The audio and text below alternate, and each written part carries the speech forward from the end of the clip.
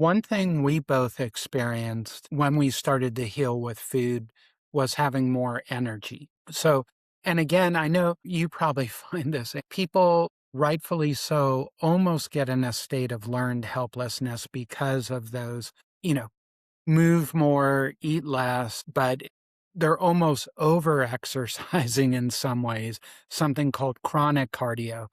But if somebody comes to you, and they're feeling more energy, do you suggest, well, it's up to the person, but do you find walking and especially, I mean, walking is so underrated. I don't know why it has such a bad rap. And I had so many clients who were wearing continuous glucose meters, and I would tell them about walking after meals. And many of these were type 2 diabetics, but walking activates the GLUT4 non insulin dependent glucose transport.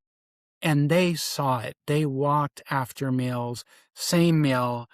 The the blood glucose didn't get as high and it went back down quicker. So yeah, have you found that as well? Kind of the power of walking, especially after meals. And it could even be, doing calf raises in our homes after, but some movement after meals is just what our bodies do well with that. Absolutely. I don't think there's any denying that. I think the research is there's a load of research on this, and I'm glad you said, like, it doesn't even have to be walking. Let's say you live in, Alaska, and you can't walk in January outside. What you could I mean, housework, like you said, Yeah. calf raises, jogging in place, any sort of movement will, will activate that non-insulin getting the glucose into the cells. And I do exercise is so interesting because if you have a CGM, for most people, not there's no 100% rule, right? But for most people, if you do a very intense workout, especially if you're on a low carb diet, you will actually see your blood sugar rise because Yep. it's very what they call glycolytically demanding. That intensity of movement actually requires glucose, even when you're on a low carb diet. So your liver will do you the favor of pumping some glucose out into your blood.